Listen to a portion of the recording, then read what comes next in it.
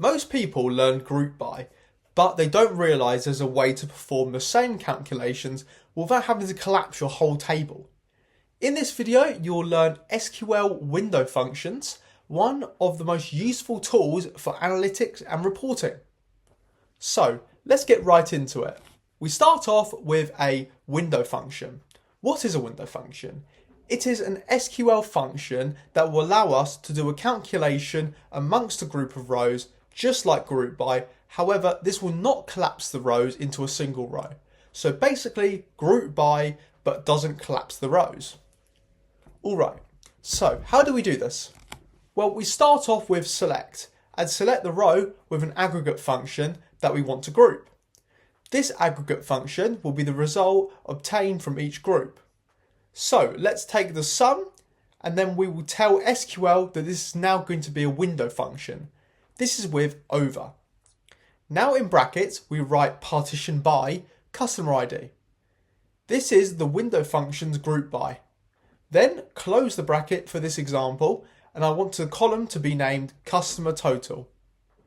So now having a look, we can see we have the original table with the columns we wanted, but the rows haven't been collapsed, but we now have a customer ID quantity sum at the end column.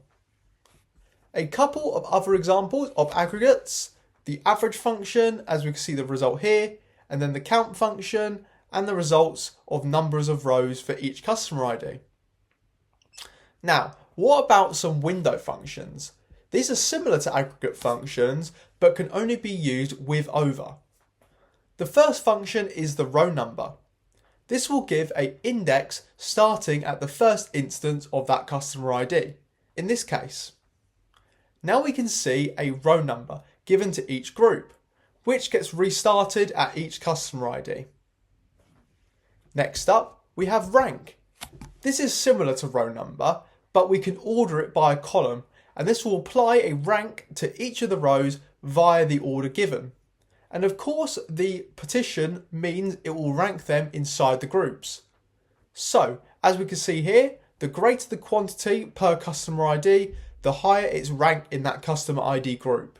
Similarly, dense rank is the same, except if you have an order column with the same values in the same group, for the following value it is given a rank that takes into account how many values were the same quantity. Dense rank will not, and it is easier for me to show this instead of explain. So the original rank, notice how in customer ID 2, customer rank has 2 2s and then jumps to 4. However, in dense rank, it will jump and go to 3 instead. Now, this next function is lag, which is so helpful for analysing data. Take quantity inside the brackets for lag. Then in customer ID, it will look if there was a previous entry in that customer ID, and then display that row's quantity in the new lagged column. So as we can see when we run it, the customer IDs with 2 or more entries and the entries that aren't the first will have the entry before its quantity in the column. Finally, lead. Not too much explanation needed here. It is the opposite of lag. It will give the next entry's quantity. So, as we can see this time in the table, the following entries' quantity are displayed in the rows. Great, and that was window functions. If you found this video helpful, please like and subscribe to support the channel, and I hope to see you in another video.